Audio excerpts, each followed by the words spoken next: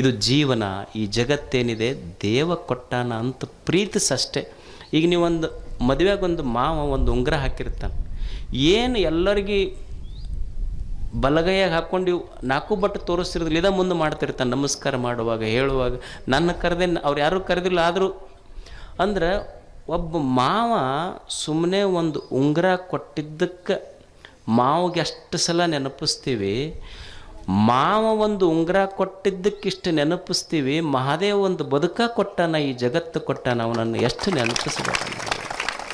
ಈ ಸುಂದರವಾದ ಜೀವನ ಜಗತ್ತು ಇದು ಸಂಪತ್ತಿದು ಅಷ್ಟೇ ಅಂತ ತಿಳ್ಕೊಂಡು ಬದುಕುವುದು. ಮೋಕ್ಷ ಮೂಲ ಘಟ ಸಂತೃಪ್ತಿ ಎಂಬೆ. ಮೋಕ್ಷ ಅಂದ್ರೆ ನಾವೇನು ತಿಳ್ಕೊಂಡಿವಿ, ಎಲ್ಲ ಮುಗಿದ ಮೇಲೆ ಎಲ್ಲೋ ಆಗೋದಂತ ತಿಳ್ಕೊಂಡ್ವಿ. ಮೋಕ್ಷ ಇದರ ಅರ್ಥ ದುಃಖವಿಲ್ಲದ ಸ್ಥಿತಿ ಅಷ್ಟೇ, ದುಃಖ ಇರಲಾರ್ದಂಗೆ ಇರೋದು. ಆನಂದವೇ ಮೋಕ್ಷ. ಆನಂದ ಇದ್ದಿ ಅಂದ್ರೆ ಅದೇ ಮೋಕ್ಷದ ಸ್ಥಿತಿ ಅಷ್ಟೇ. ಅದಕ್ಕೆ ದುಃಖ ಯಾಕಾತು ಅಂದ್ರೆ ಬಯಸ್ತೀವಲ್ಲ, ಅದಕ್ಕೆ ದುಃಖ ಆಗೈತಿ. ಏನೋ ಬಯಸ್ತೀವಲ್ಲ, ದುಃಖ ಆಗ್ತೈತಿ. ದುಃಖ ಯಾಕಾತ ಮನುಷ್ಯಾಗಂದ್ರೆ ಏನೋ ಬಯಸ್ತೀವಿ ನಾವು, ಅದಕ್ಕೆ ದುಃಖ ಆಗ್ತೈತಿ. ಮತ್ತು ನೀವು ಅನ್ಬೋದು, ಮತ್ತು ಬಯಸಲಿಲ್ಲ ಅಂದ್ರೆ ಜೀವನ ನಡೀತೈತೇನ್ರಿ ಗುರುಗಳ? ಬಯಸಿದ್ರೆ ದುಃಖ ಐತೆ ಅಂತ ನೀವು ಅಂತೀರಲ್ಲ, ಬಯಸದೇ ಇದ್ದರೆ ಜೀವನ ನಡೀತೈತೇನು? ಈಗ ಒಬ್ಬ ವಿದ್ಯಾರ್ಥಿ ಅದಾನ, ಓದ್ತಾನ ಪಾಪ ಕಷ್ಟಪಟ್ಟು, ಫಸ್ಟ್ ರ್ಯಾಂಕ್ ಬರಬೇಕು ಅಂತ ಬಯಸಬಾರ್ದೇನು? ಒಬ್ಬ ಯುವಕ ಅದಾನ, ವ್ಯಾಪಾರ ಮಾಡ್ತಾನೆ, ನಾನು ಲಾಭ ತೆಗಿಬೇಕು ಅಂತ ಬಯಸಬಾರ್ದೇನು? ಒಬ್ಬ ಓದು ಹುಡುಗದ, ನಾನು IAS ಮಾಡಬೇಕು, UPSC ಕೋಚಿಂಗ್ ತೊಗೊಂಡು ಪಾಸ್ ಆಗಬೇಕು ಅಂತಾನೆ. ಅಲ್ಲ, ಬಯಸೋದು ತಪ್ಪೈತೇನು? ಬಯಸೋದು ತಪ್ಪಲ್ಲ. ಯಾಕೆ ಬಯಸಬಾರ್ದು ಅಂದರು ಅಂದ್ರೆ, ಬಯಸಿದ್ದು ತಪ್ಪಲ್ಲ, ನಾನು ಬಯಸಿದ್ದೆಲ್ಲ ಈಡೇರ್ತೈತೆ ಅನ್ನೋದು ತಪ್ಪು ಈ ಜಗತ್ತಿನೊಳಗೆ, ಅದರಿಂದ ದುಃಖ ಆಗೈತಿ. ಬಯಸೋದು ತಪ್ಪಲ್ಲ, ಬಯಸಿದ್ದೆಲ್ಲ ಈಡೇರ್ಬೇಕಂತೀವಲ್ಲ ಅದು ತಪ್ಪು.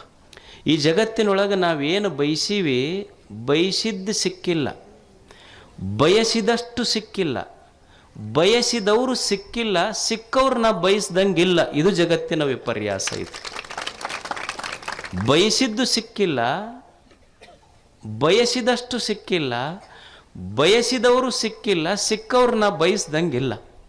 ಇದು ವಿಪರ್ಯಾಸ. ಅದಕ್ಕೆ ನಾ ಅನ್ಕೊಂಡಂಗೆ ಏನೂ ನಡೆಯುವುದಿಲ್ಲ ಈ ಜಗತ್ತಿನೊಳಗೆ. ಜಗತ್ತು ಹೆಂಗಿರ್ತೈತಿ ಹಂಗೆ ನಾವು ಒಪ್ಕೊಂಡು ಬದುಕುವುದನ್ನು ಕಲಿಬೇಕಿಲ್ಲ ಅಷ್ಟೆ. ಈ ಜಗತ್ತೈತಲ್ಲ, ಇದು ಎಷ್ಟು ಕೋಟಿ ಜನ ಅದೀವಿ ನಾವಿಲ್ಲಿ. ಇಷ್ಟು ಕೋಟಿ ಜನ ನಾ ಅನ್ಕೊಂಡಂಗೆ, ನಾ ಅಂದಾಗ ಮಳೆ ಬರಬೇಕು, ನಾ ಅಂದಾಗ ಮಳೆ ಹೋಗ್ಬೇಕು. ಈಗ ನಾ ಅಂತೀನಿ, ನಮ್ಮ ಜಾತಿಯವ್ರ ಹೊಲದ ಮೇಲೆ ಅಷ್ಟೇ ಮಳೆ ಆಗ್ಬೇಕಂತ ನಾ ಅಂದೆ ಅಂದ್ರೆ ಅದು ಮೋಡ್ ಅಂತೈತಿ. ನಿಮಗೂ ತಲೆ ಕೆಟ್ಟೈತೆ ಅಂದ್ರೆ ನಮಗೇನ್ರ ತಲೆ ಕೆಟ್ಟೈತೇನ ಅಂತೈತೆ. ಅದು ನಾವು ಅನ್ಕೊಂಡಂಗೆ ಗಾಳಿ ಬೀಸಬೇಕು, ನಾವು ಅನ್ಕೊಂಡಂಗೆ ಹೊಳಿ ಹರಿಬೇಕು, ನಾವು ಅನ್ಕೊಂಡಂಗೆ ಬೆಳೆ ಬರ್ಬೇಕು. ಇದು ಯಾವುದು ನಡೆಯೋದಿಲ್ಲ ಇಲ್ಲಿ. ಈಗೊಂದು ಗಿಡ ಐತಿ, ಈ ಗಿಡದಾಗಿನ ಒಂದು ಸಣ್ಣ ಎಲೆ, ನಾ ಅಳಿಗಾಡ್ದಾಗ ಗಿಡ ಅಳಿಗಾಡ್ಬೇಕು, ನಾ ಸುಮ್ಮನಿದ್ದಾಗ ಗಿಡ ಸುಮ್ಮನೆ ಇರ್ಬೇಕಂದ್ರೆ ನಡೀತೈತೇನು? ನಡೆಯುವುದಿಲ್ಲ. ಗಿಡ ಅಳಿಗಾಡ್ದಾಗ ಎಲೆ ಅಳಿಗಾಡಬೇಕು, ಗಿಡ ಸುಮ್ಮನಿದ್ದಾಗ ಎಲೆ ಸುಮ್ಮನೆ ಇರ್ಬೇಕಾಗ್ತೈತಿ. ಹಂಗೆ ಈ ಜಗತ್ತನ್ನೋದೊಂದು ದೇವನ ವೃಕ್ಷ. ಆ ವೃಕ್ಷದಲ್ಲಿ ನಾನೊಂದು ಬರೀ ಎಲೆ. ಅದು ದೇವ ಯಾವಾಗ ಆರ್ಡರ್ ಮಾಡ್ತಾನೆ ಅವಾಗ ನಾ ಅಳಿಗಾಡಬೇಕು, ಸುಮ್ಮನೆ ಇರುವಂದಾಗ ಸುಮ್ಮನೆ ಇರಬೇಕು, ತಿಳ್ಕೊಂಡಿರಬೇಕು. ಈ ಅನಂತ ವೃಕ್ಷದ ಒಂದು ಸಣ್ಣ ಎಲೆ ಅಷ್ಟೇ ನಾನು ವೃಕ್ಷವಲ್ಲ ಅನ್ನುವ ಸತ್ಯದ ಜ್ಞಾನ ಮನುಷ್ಯನಿಗಿರಬೇಕಷ್ಟೆ. ಅದಕ್ಕೆ ನಾ ಅನ್ಕೊಂಡಂಗೆ ಏನೂ ಆಗೋದಿಲ್ಲ. ನಾವು ಬಯಸೋದು ತಪ್ಪಲ್ಲ, ಆದರೆ ಬಯಸಿದ್ದೆಲ್ಲ ಸಿಗತೈತಿ ಅಂತ ಸಾಧ್ಯ ಐತೇನು? ಈಗ ತಂದೆ ತಾಯಿ ಇರ್ತಾರೆ, ಅವ್ರಿಗೊಂದು ಅಪೇಕ್ಷೆ ಇರ್ತೈತಿ, ನನ್ನ ಮಕ್ಕಳು ಮುಂದೆ ಭಾಳ ದುಡ್ದು ಹಾಕ್ತಾರೆ ನನಗಂತ. ಈಗ ಸಣ್ಣ ಹುಡುಗರು ಇರ್ತಾವೆ ನೋಡ್ರಿ, ಸಣ್ಣ ಹುಡುಗರಿದ್ದಾಗ ಅವು ಅಂಬೆಗಾಲು ಇಟ್ಕೊಂಡು ಅಪ್ಪನ ಎದೆ ಮ್ಯಾಲ ಹಿಂಗೆ ಅಂಬೆಗಾಲು ಇಟ್ಕೊಂಡು ಬರ್ತಿರ್ತಾರೆ. ಅಪ್ಪ ವೀಡಿಯೋ ಮಾಡ್ತಿರ್ತಾನೆ. ವೀಡಿಯೋ ಮಾಡಿ ಅವ್ರ ಫ್ರೆಂಡ್ಸ್ಗೆಲ್ಲ ವ್ಯಾಟ್ಸಪ್ನಾಗ ಹಾಕ್ತಾನೆ, ನಮ್ಮ ಚಿನ್ನನ ವೀಡಿಯೋ ನೋಡ್ರಿ ಅಂತ. ಮುಂದೆ ದೊಡ್ಡವಾಗಿ ಆಸ್ತಿ ಬರೆದು ಕೊಡ್ತಿಲ್ಲ ಅಂತ ಎದೆ ಮೇಲೆ ಕಾಲು ಕೊಡ್ತಾನೆ. ಮತ್ತು ಅವಾಗೂ ವೀಡಿಯೋ ಮಾಡಿ ನಮ್ಮ ಚಿನ್ನನ ವೀಡಿಯೋ ಅಂತ ಹಾಕ್ಬೇಕು ನೋಡಿ. ಹೋಗಿ ಪೊಲೀಸ್ ಸ್ಟೇಷನ್ಗೆ ಯಾಕೆ ಕಂಪ್ಲೇಂಟ್ ಕೊಡ್ತೀಯಪ್ಪ? ಅವಾಗ ಚಿನ್ನನ ವೀಡಿಯೋ ವೈರಲ್ ಅವಾಗ ವೀಡಿಯೋ ಮಾಡೋದ್ರಲ್ಲಿ ಕಂಪ್ಲೇಂಟ್ ಕೊಡ್ತಾನೆ. ಇವು ಮಕ್ಕಳಲ್ರಿ ಒಲೆ ನೆಕ್ಕಳಿವು ಅಂತ. ಅಂದ್ರೆ ನಾ ಬಯಸ್ದಂಗೆ ನಡೆಯೋದಿಲ್ಲ ಇಲ್ಲೆಲ್ಲ.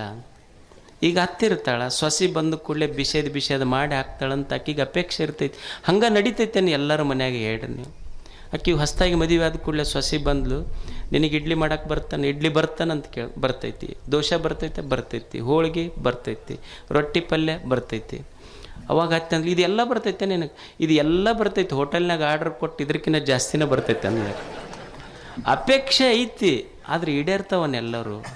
ಅದಕ್ಕೆ ಗೊತ್ತಿರಬೇಕು, ಬಯಸಬಾರ್ದಂತಲ್ಲ, ಬಯಸಿದ್ದೆಲ್ಲ ಸಿಗುವುದಿಲ್ಲ.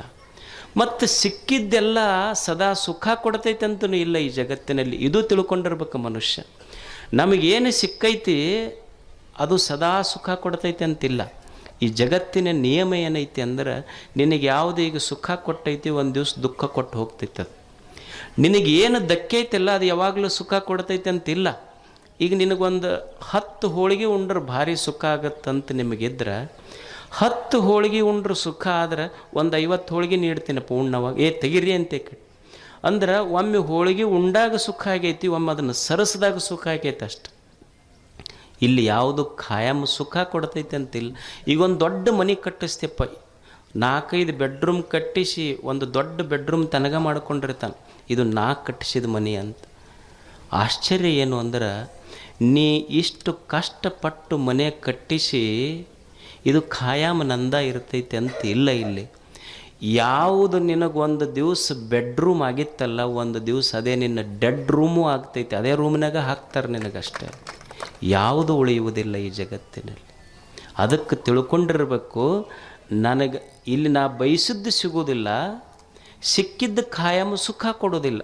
ಅದಕ್ಕೆ ದೇವರು ಏನು ನನ್ನ ಪಾತ್ರೆಯೊಳಗೆ ಹಾಕ್ಯಾನ ಅದನ್ನು ಉಂಡು ಸಂತೋಷವಾಗಿರೋದಷ್ಟೆ. ಈ ಜಗತ್ತಿನಲ್ಲಿ ಕಲಿಯುವುದೇನು ಅಂದ್ರೆ, ದೇವ್ರು ಏನು ನನ್ನ ಉಡ್ಯಾಗ ಹಾಕ್ಯಾನ, ಇನ್ನೊಬ್ಬರ ತಾಟಿನಾಗ ಏನೈತಿ ಅದನ್ನು ನೋಡಿ ಆಶೆ ಪಡುವುದಲ್ಲ, ನನ್ನ ತಾಟಿನೊಳಗೆ ಏನು ಹಾಕ್ಯಾನ ಉಂಡು ಸಂತೋಷ ಪಡುವುದೇ ಮುಕ್ತ ಜೀವನ. ಇದು ಜೀವನ್ಮುಕ್ತ ಅವಸ್ಥೆ ಅಂತ ಕರೀತಾರೆ. ಸುಮ್ಮ ದೇವರು ಏನು ಒಂದು ಜೀವನ ಕೊಟ್ಟಾನ, ಇದನ್ನು ಸಂತೋಷ ಪಡುವುದಷ್ಟೆ. ಅದಕ್ಕೆ ಜೀವನ ಅಂದ್ರೆ ಇಷ್ಟೇ ಕಲಿಯೋದು. ಒಂದು ಜ್ಞಾನ ಇರಬೇಕು, ಜ್ಞಾನ ಬೇಕಂದ್ರೆ ಒಂದಿಷ್ಟು ಗುರುಗಳ ಮಾತು ಕೇಳೋದು. ಐಶ್ವರ್ಯ ಬೇಕು ಅಂದ್ರೆ ಭಾವ ದೊಡ್ಡದು ಮಾಡೋದು, ಇದೆಲ್ಲವೂ ಐಶ್ವರ್ಯವೇ ದೇವನದು. ಒಂದಿಷ್ಟು ಮುಕ್ತಾವಸ್ಥೆ ಬೇಕಾಗಿತ್ತು ಅಂದ್ರೆ, ಜೀವನ್ ಮುಕ್ತನಾಗಿ ಬದುಕಬೇಕಾಗಿತ್ತಂದ್ರೆ, ಚಿಂತೆ ಇಲ್ಲದಂಗೆ ಬದುಕಬೇಕಾಗಿತ್ತಂದ್ರೆ, ದೇವರು ಏನು ಕೊಟ್ಟಾನ ಅದರಾಗ ಸಂತೋಷವಾಗಿ ಬದುಕುವುದು ಮನುಷ್ಯ ಅಷ್ಟೆ. ಜೀವನದ ಮೇಲೆ ಸ್ವಲ್ಪ ಸಣ್ಣ ಹೆಚ್ಚ ಕಡಿಮೆ ಆಗ್ತಿರ್ತಾವೆ, ಬರೇ ಕೊರತೆಗಳ ನೋಡಬಾರ್ದು. ಬರದಿಹುದರ ಎಣಿಕೆಯಲ್ಲಿ ಬಂದಿಹುದ ಮರೆಯದಿರು, ಗುರುತಿಸು ಒಳಿತಿರುವುದನ್ನು ಕೇಡುಗಳ ನಡುವೆ. ಬರೀ ಇಲ್ಲದಕ್ಕೆ ಭಾಳ ತಲೆ ಕೆಡಿಸ್ಕೋಬಾರ್ದು. ಈಗ ಪಾಲಕರು ಇರ್ತಾರೆ, ಏನ್ರಿ ನನ್ನ ಮಗ ಡಾಕ್ಟರ್ ಮಾಡ್ಬೇಕಂದೆ ಓದಲಿಲ್ಲ, ಇಂಜಿನಿಯರ್ ಮಾಡ್ಬೇಕಂದೆ ಓದಲಿಲ್ಲ, ಲಾಯರ್ ಮಾಡ್ಬೇಕಂತೆ ಓದಲಿಲ್ಲ, ಬರೀ ಹಳ್ಳ್ಯಾಗ ಕುಂತು ನೋಡ್ರಿ ಇಲ್ಲಿ ಒಕ್ಕಲ್ತನ ಮಾಡ್ಕೊಂತಂತ ಮಕ್ಕಳಿಗೆ ಹಿಂಗೆ ಬೈಬಾರ್ದು.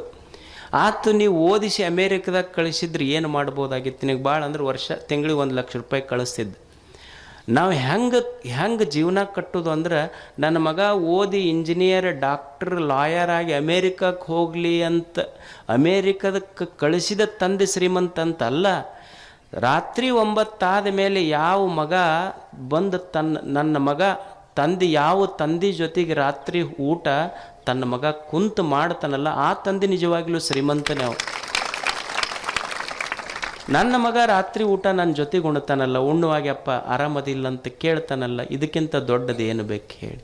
ಏನೈತಿ ಅದನ್ನು ಒಪ್ಕೋ, ಇದ್ದಿದ್ದನ್ನು ಗೌರವಿಸು ಮೊದಲು. ಈಗ ನಮಗೊಂದು ಸಣ್ಣ ಬಿಳೆ ಕೂದಲು ಬರ್ತೈತಿ, ಒಂದು ಬಿಳೆ ಕೂದಲು ಬಂದ್ರೆ ಸಾಕು, ಹಂಗೆ ಆ ಕಡೆ ಈ ಕಡೆ ಕನ್ನಡಿಯಾಗ ನೋಡ್ತಿರ್ತೀವಿ ನಾವು. ಏನು ಅದನ್ನು ತೆಗೆದಿದ್ದು ಒಂದೇ ಬಂದೈತೆ, ಅದು ಇನ್ನೂ ಭಾಳ ಬಂದಿಲ್ಲ. ಒಂದೇ ಬಿಳೆ ಇಷ್ಟು ತಲೆ ತುಂಬ ದೇವ್ರ ಕರೆ ಕೂದಲ ಕೊಟ್ಟರು ನಮ್ಮ ಲಕ್ಷ್ಯ ಅದರ ಕಡೆ ಇಲ್ಲ, ಒಂದು ಬಿಳೆ ಕೂದಲ ಕಡೆ ಹೋಗ್ತಿರ್ತೈತಿ. ಅಲ್ಲಿ ಬಿಳೆ ಕೂದಲು ಬರಬಾರ್ದ ಹೆಂಗೆ? ಜೀವನದ ಮೇಲೆ ಮತ್ತು ವಯಸ್ಸಾದ ಮೇಲೆ ಬರೋದಲ್ಲ. ಈಗ ನೀವು ಊಟ ಮಾಡ್ತೀರಿ, ಊಟ ಮಾಡುವಾಗ ಮೊದಲು ರೊಟ್ಟಿ ಉಣ್ತೀರಿ, ಆಮೇಲೆ ಹೋಳಿಗೆ ಉಣ್ತೀರಿ, ಹುಗ್ಗಿ ಉಣ್ತೀರಿ, ಕೊನೆಗೆ ಏನು ಉಣ್ತೀರಿ? ಅನ್ನ ಉಣ್ತೀರಿ. ಅನ್ನ ಹೆಂಗಿರ್ತೈತೆ? ಅದು ಬೆಳ್ಳಗಿರ್ತೈತಿ.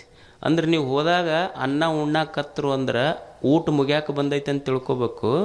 ಮತ್ತು ತಲೆಯಾಗಿ ಬೆಳೆ ಕೂದಲು ಬಂದು ಅಂದ್ರೆ ಜೀವನ ಮುಗ್ಯಾಕೆ ಬಂದೈತೆ ಅಂತ ತಿಳ್ಕೊಬೇಕು ಅಷ್ಟೇ. ಇದು ಜೀವನ, ಇದು ಅಷ್ಟೇ, ಇದು ಜೀವನ. ಇದು ಅದಕ್ಕೆ ಏನು ಇಲ್ಲದಕ್ಕೆ ನೀವು ಹಳ್ಳ್ಯಾಗ ಅನ್ನೋದಿಲ್ಲ, ಇಲ್ಲದ ಕೇಳಿ ಗಲ್ಲ ಬಡಿಸ್ಕೊಂಡ್ರೆ ಅನ್ನೋದಿಲ್ಲ. ಇಲ್ಲದ್ರ ಕಡೆ ತಲೆ ಕೆಡಿಸ್ಕೋಬೇಡ. ಏನು ದೇವರು ಕೊಟ್ಟಾನ ಅದನ್ನು ಆನಂದದಿಂದ ಅನುಭವಿಸು. ಇದು ಜೀವನ್ಮುಕ್ತ ಅವಸ್ಥೆ. ಇದು ಅದಕ್ಕೆ ಮನುಷ್ಯ ಈ ಪ್ರಪಂಚದೊಳಗೆ ಇರಬೇಕು, ಪರಮಾರ್ಥವನ್ನು ಬಿಟ್ಟಿರಬಾರ್ದು. ಅದು ಜೀವನ್ಮುಕ್ತ ಅವಸ್ಥೆ ಅನ್ನೋ ಮಾತು ಹೇಳಿ ಇಷ್ಟು ದೂರ ನಿಮ್ಮ ಹಿರಿಯರು ನಾನು ಒಲ್ಲೆ ಅಂದಿದ್ದೆ ನಾನು. ಪಾಪ ಅಲ್ಲಿಂದ ಒಂದು 4 ತಾಸು ಈ ಚಡ್ಚಣಕ್ಕೆ ಬರೋಕ್ಕೆ ಎಷ್ಟು ಟೈಮ್ ಬೇಕು, ಚಡ್ಚಣದಿಂದ ನಿಮ್ಮ ಊರಿಗೆ ಬರೋಕ್ಕೂ ಅಷ್ಟೇ ಟೈಮ್ ಹಿಡಿತೈತಿ. ಕೊಪ್ಪ ಟು ಚಡ್ಚಣ ಟು ಉಮ್ರಾಜ್ ಅಷ್ಟೇ ಹಿಡಿತೈತಿ. ಆದರೆ ನಿಮ್ಮೆಲ್ಲರ ಮನಸ್ಸು ನೋಡಿದ್ರೆ ದಣಿವು ಅನ್ನಿಸೋದಿಲ್ಲ. ಎಷ್ಟು ಖುಷಿ. ಏನು ದೇವರು ಬೇರೆ ಕಡೆ ಇಲ್ಲ. ಇಷ್ಟು ಕೆಸರಿನೊಳಗೂ ಕುಂತು 4 ಒಳ್ಳೆಯ ಮಾತುಗಳನ್ನು ಕೇಳುವ ಹಸನ್ ಮುಖಗಳದವಲ್ಲ, ಇದೇ ಅಲ್ಲೇ ಆ ಮುಖದೊಳಗೆ ದೇವ್ರದನ್ನು ಬೇರೆ ಕಡೆ ಇಲ್ಲ ಇಲ್ಲಿ.